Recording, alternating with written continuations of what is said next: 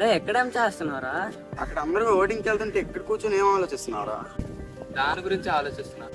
దాంట్లో ఆలోచించడానికి ఏముందిరా? అంటే మొన్న ఒక పార్టీ వాళ్ళు వచ్చి మనీ ఇచ్చారా, మళ్ళీ నిన్న వేరే పార్టీ వాళ్ళు వచ్చి వార్నింగ్ ఇచ్చి వెళ్ళారా. అందుకు ఎవరికి వెయ్యాలో కన్ఫ్యూజన్ లో ఉన్నావా? అవునరా. అలాంటి కన్ఫ్యూజన్లు టెన్షన్లు పెట్టుకోకరా. వీకెండ్రా ఎన్నైనా చెప్తావా, నీకు ఒక క్లారిటీ ఉంది. అదే క్లారిటీ నువ్వు తెచ్చుకోరా.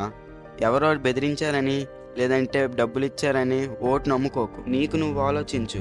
నీ ఓటు 5 సంవత్సరాల నీ ఊరు నీ రాష్ట్ర భవిష్యత్తు. దాన్ని ఎవరైతే మీ భవిష్యత్తుని కొత్త మార్పుతో నడిపిస్తారని అనిపిస్తుందో వాళ్ళకే ఓటేయు. నీ ఓటే నీ హక్కు, నీ భవిష్యత్తు. నీ ఓటుని అమ్ముకో, నీ ఓటుని నమ్ముకో. పదరా ఓటేద్దాం. అరే ఇప్పుడు మనం ఓటు వేసిన నాయకుడు మనం అనుకున్న మార్పుని తేకపోతే, అలా ఎందుకు ఆలోచిస్తున్నారా?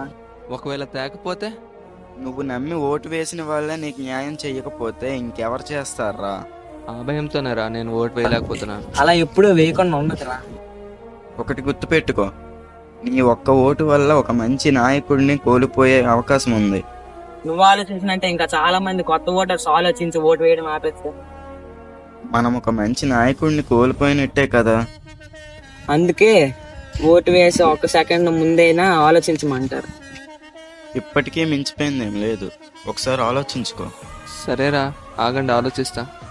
పదండ్రా ఓటేద్దాం. మనసుతో ఓటేద్దాం, మంచి నాయకుడిని ఎన్నుకుందాం.